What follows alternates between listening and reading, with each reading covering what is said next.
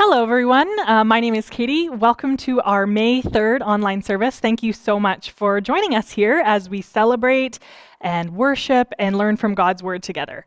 If you are new here, if this is one of your first Sundays or weekends that you've joined in on our service, we just want to extend a heartfelt welcome and thank you so much for joining with us from your home. We would really appreciate if you would reach out to us to let us know that you're with us.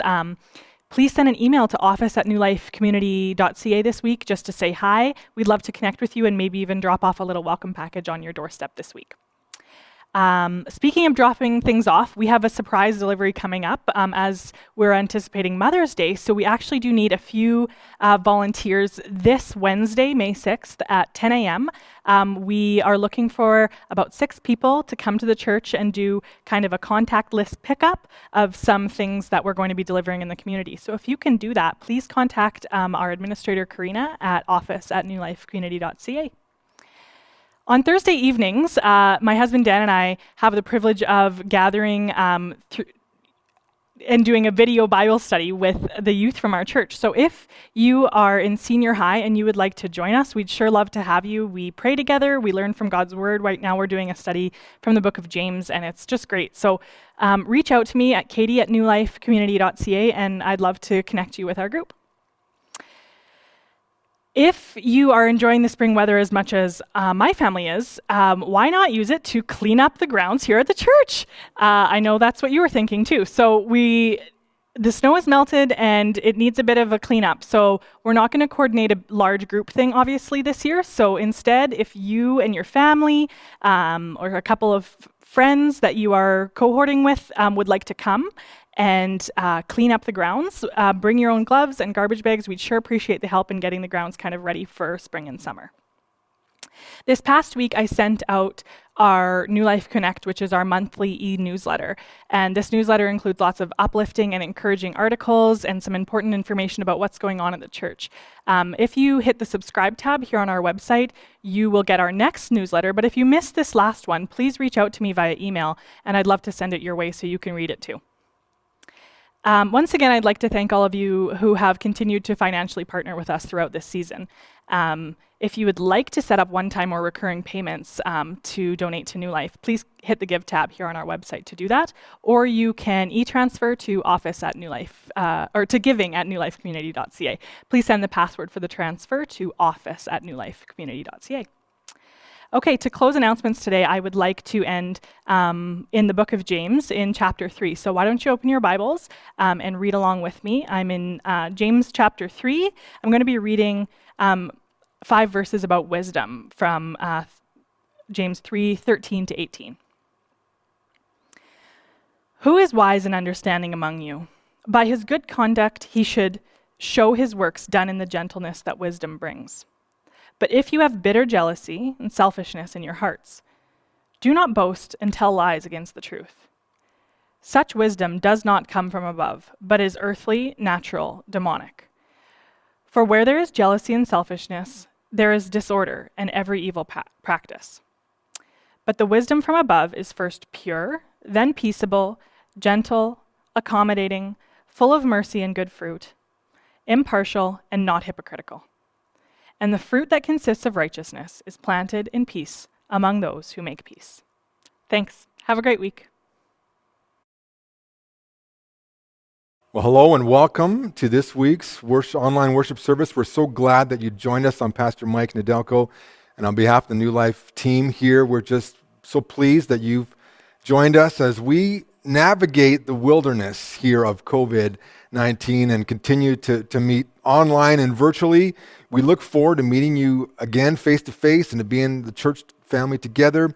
Those of you outside of our region, we welcome you too, but again, we encourage you to connect and to find a local church that you can be a part of and to grow together. But we're just glad that you can join us as we come to God's Word and learn a fresh lesson today from an ancient book, the book of Numbers, which talks about moving through, finding God in the wilderness. I think COVID is like a wilderness for many of us. And in this season of uncertainty, of hazards and risk, this book written 13 to 1500 BC has a vital and a living message for us today. And so as we come to God's Word together, we're just happy to share this message with you. And I hope that you can just follow along and learn from us. If you're not a church person, maybe you're just checking us out. You saw the sign out in front of our church. You were just scoping it out on the internet, and you're like, oh, let's see what these guys have to say. We welcome you. Stick with us. You'll find that God's Word has a real living message for you today. And so as we come to God's Word, we're going to pray. We're just going to ask God to guide us as we learn from Him together this day, as whatever time you're watching this. So let's pray. Father in heaven, thank you for your Word that speaks a living message, for the examples that we find in it, and just the living truth that it is. Thank you for Jesus Christ, our Savior, and the Holy Spirit, which guides us to understand and appreciate this truth. And so minister to each person watching it, each family watching it, wherever they are, Lord. May this vital, life-changing truth really impact each person. We pray. In Jesus' name, amen. Part of navigating the wilderness, of course, is that you have to watch your step. You got to be careful when you're navigating and moving through the wilderness. We're going to learn this from the example of the Israelites here in the book of Numbers, that they have to be careful how they navigate, but just in a practical way. I got a few pictures here, but there are hazards that we can encounter in any wilderness travel. First of all, of course, the trail itself could be hazardous. And I have a picture here of the Cliffside Trail in Mount Huashan in China. This is one of the most dangerous hiking trails in the world. You'll see there's a little board there, and there's chains anchored to the rock, and you just kind of shuffle along that board, holding on to those rusty chains, and work your way up to this special spiritual place that they have up there. It's a very dangerous trail. So the trail itself could be hazardous. You got to watch your step and make sure you're hanging on as you move your way up that trail. The other side is, of course, there could be hazards on the trail. And in southern Alberta, southern Saskatchewan, one of those hazards that you often find is cactus. These little spiky plants that are hidden away in little crevices. And as you hike, if you're not careful, you can step on, or the side of your shoe, it could go right through the side of your shoe. If you're wearing sandals, even more dangerous. There could be hazards on the trail. The other danger in the wilderness is that the trail itself could bite back.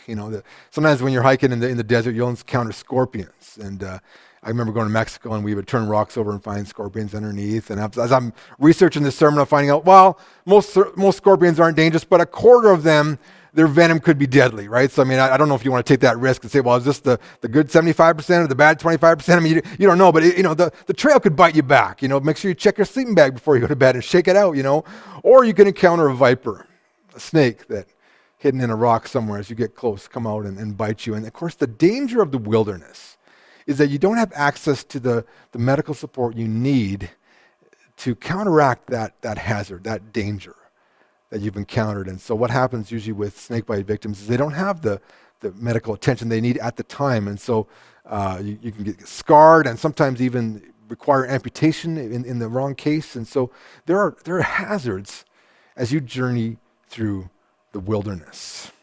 But perhaps, as we encounter today, there are even more dangerous hazards. Hazards that are even more deadly than the external hazards that we've looked at here on the screen. They're internal dangers. They have a greater capacity to hurt us as we move through the wilderness. And that's what we encounter here in Numbers chapter 12.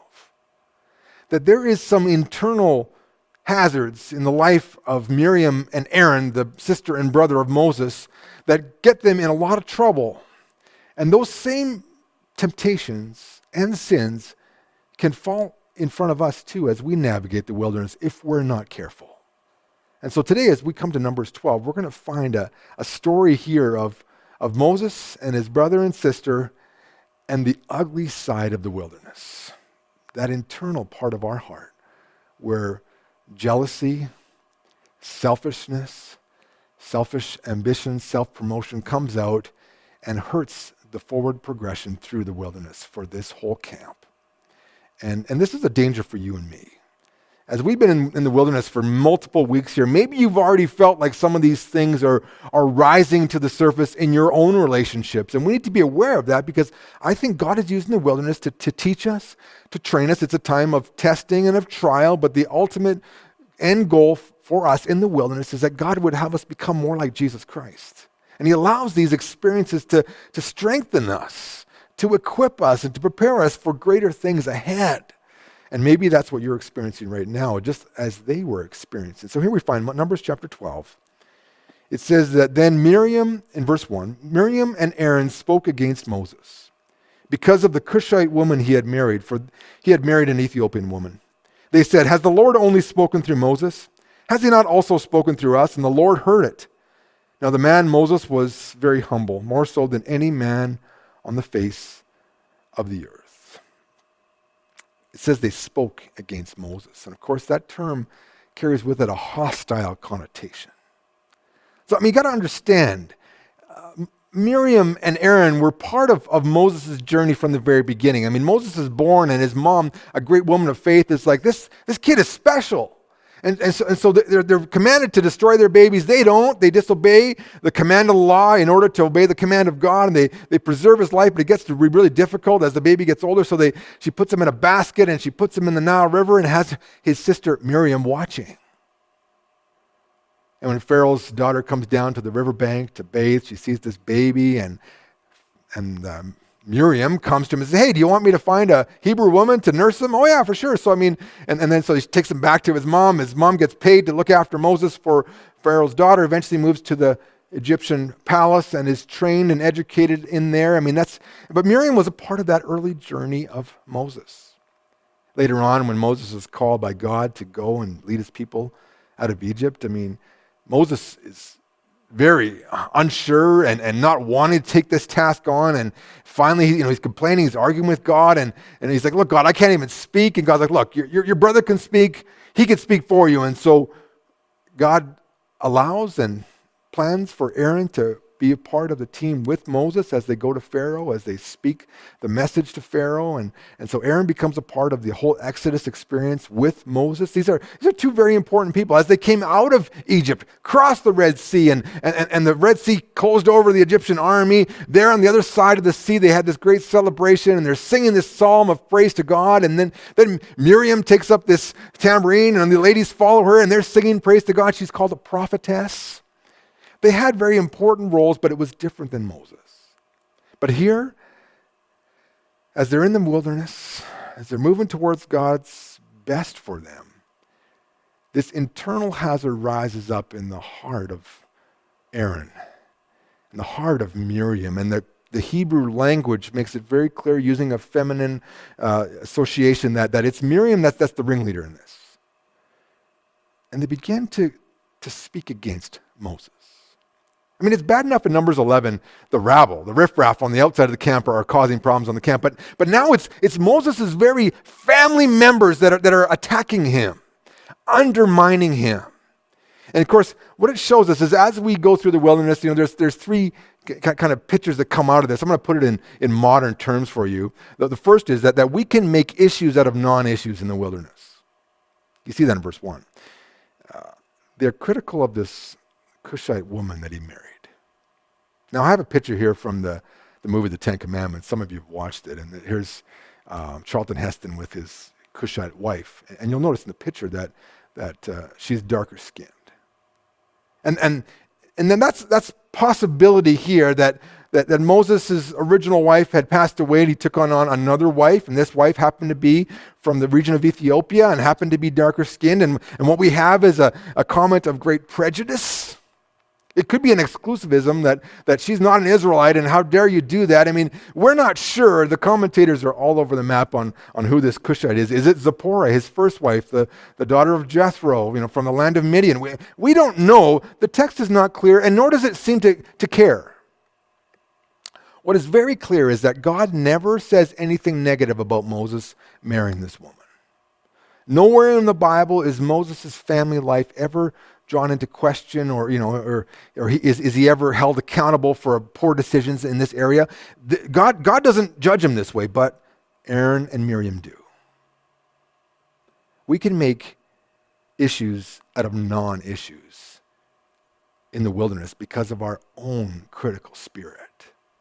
And this often happens in a church as people come in, they begin to complain about things, but their issues are deeper, but they just find surface things to complain about to cause trouble because they have problems that they're just unwilling to deal with. And this is the same situation going on here. They're making a problem out of what is not a problem. But the reality is, what happens when you do this is that you raise suspicion. You cause other people to question that reality. And it can grow throughout the camp and become very dangerous.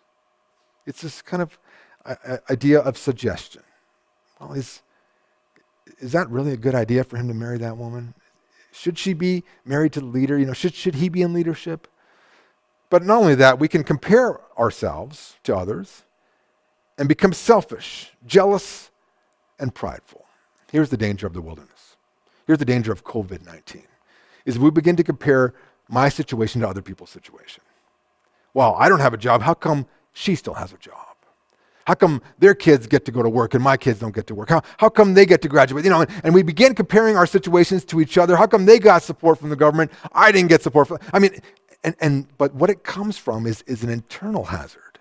It's the internal danger of us being selfish, of us being jealous, and of us being prideful. I got these quotes on pride from a book that I have. First is Robert Morrison. He was a missionary to China. He said, "The great fault in our mission is that no one likes to be second." And then J. Oswald Sanders said, "The world has yet to see what would happen if everyone lost the desire to get the glory. Wouldn't it be a marvelous place if nobody cared who got the credit?" J. Oswald Sanders.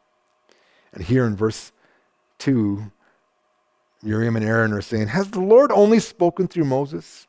Has he not also spoken through us?" You see, that they want to get into the spotlight. They're jealous that Moses gets to have this special place and they don't. Now, if they knew Moses, and we'll see as in verse 3 will tell us, Moses didn't want the spotlight, but God wanted Moses in the spotlight. Some people are called to leadership, some people are not called to leadership. Some people have opportunities and others will never get those opportunities. And the reality is we can't compare ourselves with each other. We have to just accept the station God has given us in life and serve him in that place. But we can begin to compare ourselves with others. Don't do that. As you journey through the wilderness, just accept your situation and pray for God's wisdom in your situation. Don't compare yourself to others. Just find your way through the wilderness with God in your circumstances. But that results in, the third thing is that we can move to being judgmental and graceless. They just could care less about how Moses felt about this. And maybe it's a little bit of that older brother, older sister syndrome, where they just couldn't stand to see the runt becoming the successful leader of the nation of Israel. I don't know, but it is something internal. Prideful, jealous, selfish. These hazards come up and they step into these traps and they're going to find out that it is a very dangerous journey they're taking off the path that God has for them. And you see at the end of verse 2, it says, "And the Lord heard it." You see, this lesson in the wilderness is watch your step. God is watching you. You may think that you can do whatever you like, but the reality is God hears this. God hears the conversations you're having. God knows what's going on in your heart, in your mind. He knows the conversations and he sees your actions. He's aware of your life right now. And if you're walking with him, that's a good thing. If you're walking away from him, that's a bad thing. And God hears them. He sees them. Watch your step. God is watching you. And for the person that walks in humility and in dependence on God and close relationship with him, that's a comforting truth.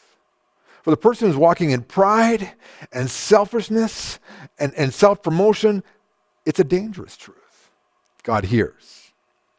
And then we see God responding. But before we get that, verse 3, we had this parenthetical note. Now, the man Moses was very humble, more so than any man on the face of the earth. It's put there as a contrast just so you and I realize as we read it here 3,000 years later that Moses was not a self-promoter. He didn't create this lavish LinkedIn profile for everyone to see. He didn't have a curriculum vitae. He didn't hand out business cards to everyone. He wasn't taking selfies and posting himself with important people everywhere. He wasn't one of those type of people. He was a humble man. You see, the key for Moses getting through the wilderness was his humility. I got a picture here of a turtle on a fence post. Now, I grew up, in BC, and we had a lake near us full of these Western painted turtles. And of course, you never saw this because in order for a turtle to get onto a fence post, someone had to put it there. But that's, to me, a picture of humility. It's you realizing that where you are is because God has placed you there. You didn't get there on your own. Moses understood that. He was comfortable with that fact. But sometimes you and I aren't comfortable with that fact. Or when we get on the post, we are jealous of someone else's post. And each of us has our own fence post that God places us on. And when we come to grips with that and are just comfortable with that, there's a real freedom that comes with that. Saying, this is my life. This is where God's placed me. This is what he's given me, and I'm going to serve him to the best of my ability for the maximum praise of his glory. But for Miriam and Aaron, it wasn't enough. Moses actually doesn't speak here until verse 13.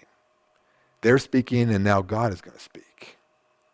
God's going to talk to them. But it's amazing how God uses humble people to accomplish great and important things. And even in the secular world, humble people and people that are just blessed with humility have the capacity to make a great impact on the world. Sir Edmund Hillary, of course, the first guy to climb Mount Everest, 1953, very successful man. He did it without the modern equipment they have today, and he went on to just be given all these accolades by different governments and different government positions. But in 1960, he really began to focus his effort on bringing help back to the Himalayan and to the people that lived in Tibet, and he was just an advocate of them building airport strips and hospitals. He just was a real champion for that area.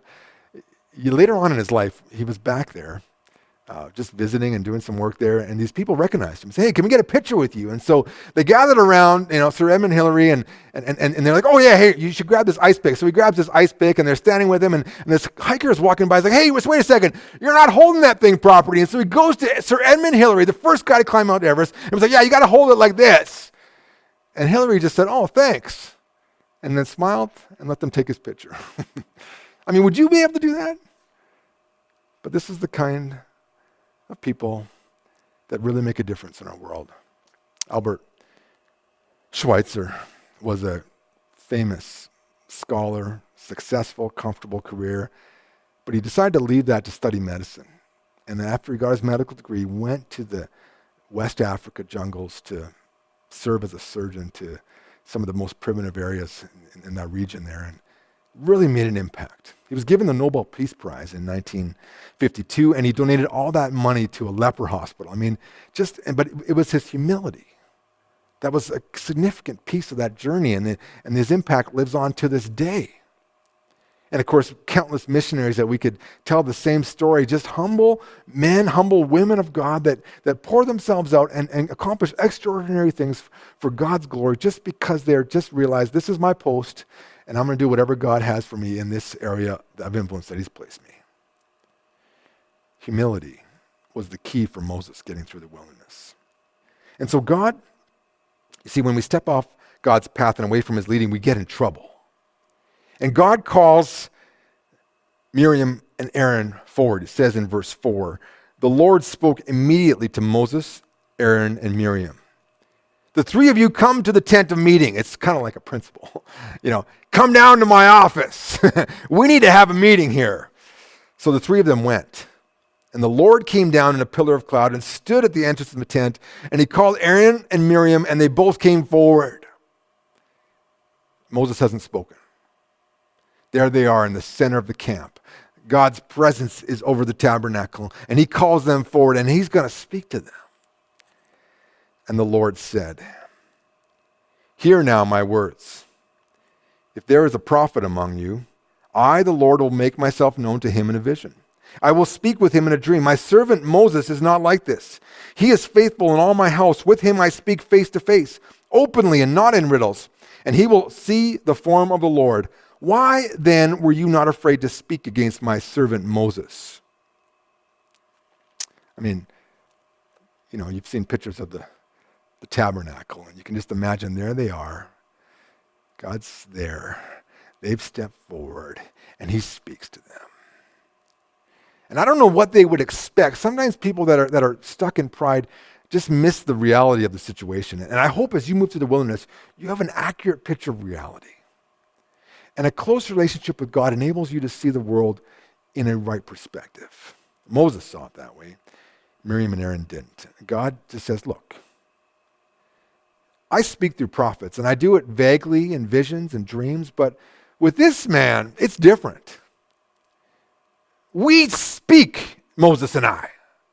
He has seen my form. We have communed in an intimate way. It was like he was the king's advisor. And they're not equals, but Moses has a very unique relationship with God that no one else has. And it was very presumptuous for Aaron and Miriam to assume that they could stand in the same place as Moses and assume the same leadership and the same responsibility and the same honor that he had. And God makes that very clear. And it says in verse 9 that the anger of the Lord burned against them. And he departed. And when the cloud departed from above the tent, Miriam became leprous as snow. Then Aaron looked at Miriam, and she was leprous. I mean, there's a picture you can see of this drawing of Miriam, and she's just in shock, like you can't believe it. I mean, the reality is when you step off the path of God, that he's led for you through the wilderness, and begin to make your own path, you get into trouble. And you find yourself in dangers and in hazards. And here for Miriam, her pride has now led her to this place where she is a leper. Now, the law, written, God's given to Moses on the mountain, says, lepers, people with skin diseases, are not to remain in the camp. They're to be put outside the camp. She could not remain in the presence of God, nor in the presence of the camp, because of now she's considered to be unclean. God has judged her. And the reality is that God does punish us when we step off his path and make paths for ourselves. When we reject his way, when we reject his leadership in our life, when we reject those whom he has placed in leadership in our life, we will find ourselves in trouble. I'm speaking to you children now, you teenagers. God has placed your parents as a spiritual authority in your life. Now, if they're not walking with God, you need to take that into account if they're asking you to do something sinful. But when your parents are men and women that are following God's way, you are accountable to God to respect and honor them and obey them. When you're rebellious against your parents, you're also rebelling against God. And that's a principle that we see here in this passage. God's established Moses. I don't care if you're his sister, his older sister. Him and I have a unique relationship, God says. And you should not be dissing him, running him down, undermining him, speaking against him. And there she is, leprous. It describes Moses as this servant, this faithful man, this one who is dependable, who has this close relationship to God. And this is key for getting through the wilderness. The character of Moses: humility, servanthood, faithfulness, dependability, reliability, integrity, and a close relationship with God. I mean, those are things that we can take as we journey through and say, hey, you know what, if I stay on this path, this is the right direction. It leads me to God, and it leads me to his direction as I navigate my own wilderness in the midst of our current situation.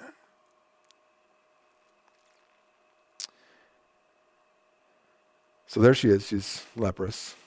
And what's going to happen? In verse 11, Aaron says to Moses, "Oh my Lord, please do not hold this sin against us, in which we have acted foolishly and have sinned." He doesn't even speak to God. He speaks to Moses. He's like, "Oh, Moses, my Lord," he shows him respect. He acknowledges his sin. He repents. He confesses it. This is the key. If you've gotten off the path, you can always get back on, but it involves you confessing, repenting, and making it right. If you've rebelled against God, against authority in your life, you can always come back. But the path back is repentance. It's confession of your sin. It's acknowledging that God's way is best and your way was wrong. And it's rediscovering God's will and best for your life, as Aaron does here. And he had asked Moses in verse 12, do not let her be like a baby born dead, whose flesh is half consumed when it comes out of its mother's womb. I mean, there she is. This is horrible. And Moses cried out to the Lord. This is the first words of Moses in this text. Heal her now, O God. And the Lord said to Moses, if her father had only spit on her face, would she not have been disgraced for 7 days? Shut her out from the camp 7 days, and afterwards she can be brought back in again. Of course, you'll see a picture here of the camp and with that verse in a quotation. There they are in the center of the camp, close to God's presence, and God says, you know what? The reality is, there's a disgrace and a shame that comes with this act. I mean, if a father spit in his baby's face, that baby would be considered unclean. She is unclean. She needs to get right with me. She needs to serve as an example to the whole camp that this is not acceptable behavior. And so Miriam shamefully walks from the tent of meeting past all those tents, all those people. She's marching to the edge of the camp where the lepers are, where the people that have been handling dead bodies are, where the other unclean people are, and she has to stay on the outside with the rabble, with the riffraff, until she's considered clean and can come back in. And they can't move. They're waiting for Miriam. Everyone knows this. And there's a lesson there. You know, when we do things like this, we do hurt the people around us and cause damage to them. And it hinders everyone's progress when we step off of God's path, and especially those closest to us. Now just think about that for a moment. You see that in verse 15. So Miriam was shut outside the camp for 7 days, and the people did not journey on until Miriam was brought back in. And after that, the people moved from Hazeroth and camped in the wilderness of Paran. I mean, it was a hard lesson for her to learn, but it was a lesson for everyone to learn. When you step off of God's path, especially when you're prideful and selfish in that journey, it gets you in trouble. It gets you in trouble. See, the key to walking and navigating the wilderness is to walk with humility, is to just stay close to God, to listen to Him, to follow Him, to allow Him to set the pace and the direction, and to trust in His leadership and the leadership He's placed in your life. I mean, what a horrible situation for Moses to go through, but God advocates on his behalf. God defends him. I think of J. Ellsworth Smith. He was the pastor of the People's Church years ago, great evangelist and pastor. And in one of his books, he's like, no attack and no defense. When people come and criticize it, that was his motto, no attack, no defense. And here's Moses, same thing. I mean, he could try to defend himself, but he doesn't. God defends him. God upholds him. And God holds accountable those who attack him. But here's the reality. You and I have things going on inside of us. There's hazards in our own hearts that we have to be aware of. Things that could come up in this wilderness time that could draw us off the path that God has for us. And we need to be aware of that. And the key to keeping that at bay is to just have that humbleness, that humility as we go with God. Micah 6:8 says, He's shown you, O man, what is good and what the Lord requires of you, to do justly, to love mercy, and to walk humbly with your God. To keep that close and intimate and dependent relationship between you and God. That's the key to getting through the wilderness. That was what Moses depended on, but Miriam and Aaron stepped off that path into the path of self-assertion, the path of entitlement, the path of comparison and criticism, and it got them in grave danger. There's not much more we hear from Miriam after this until she finally dies and is buried. It's kind of a sad chapter to her life that kind of sours the rest of it. And I don't want to see that happen in any of your lives or my own life. And so this is written for us as an example. Say, don't move in this direction. I bring your attention, of course, as we bring this to a conclusion, to this verse in the New Testament in 1 Peter. 1 Peter 5, verses 5b to 7, he says, And all of you clothe yourselves with humility towards one another, because God opposes the proud, but gives grace to the humble. And God will exalt you in due time if you humble yourselves under his mighty hand by casting all your cares on him, because he cares for you. Now, I don't know about you, but as I navigate this wilderness, I need God's help. But what he says here is that if I choose to walk through it in pride, I'm resisting his assistance. He says God opposes the proud. He's not interested in helping proud people, but he gives grace to the humble. Those who know where they stand with God and realize that this fence post, I'm here only here because God put me here, they are the ones that God is able to bring his gracious assistance to.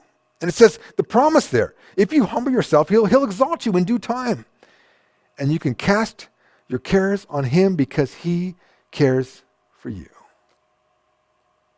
The temptation is to attack those closest to us in times of stress, pressure, anxiety. I mean, let's be honest, dads and moms. How many times have you come home and yelled at your kids or your wife or your husband because you had something stressful happen at work? Something happened, and you're just carrying that, and you get home and be aware of that. We're all capable of doing that. You're living underneath each other's feet right now, some of you in your homes, and you're crowded, and you're just like, oh, when is this going to end? And the temptation, the inner hazards can come out in that moment. Keep a humble, dependent posture with God and with others. And that will help you navigate this wilderness that we are in. It's hard to talk about humility because, the moment you think you got it, you don't. You lose it, But this is a characteristic of people that have a close relationship with God and are serving him in his way for his glory. As you move through this season, keep your relationship close with God and be available to serve him in the opportunities that he brings your way. We want to bring blessing to others and not hardship. That's the nature of our church. Is we want to bless you. We want to bless each other. We want this building and this place, when you come here, to be a place of blessing. Even now, as we serve you in this online format, we want this to be a blessing to you. And my team here has done a great job in many ways of communicating that, just through all of our different means and through the worship thing we had last Saturday, through the gifts we've delivered to you. I mean, we want this place to be a blessing because that is the heart of God, that we would bless one another.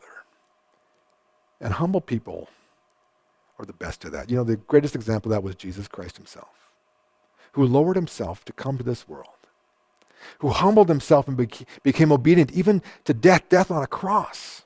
And he died on the cross for you and for me. He didn't need to die for himself. He died for us and he rose again. And so through Jesus Christ, we can find the path forward in humility. You can't be humble on your own.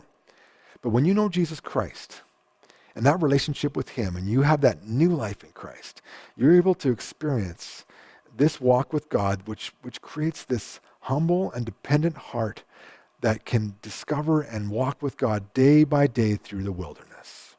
That's my prayer for you.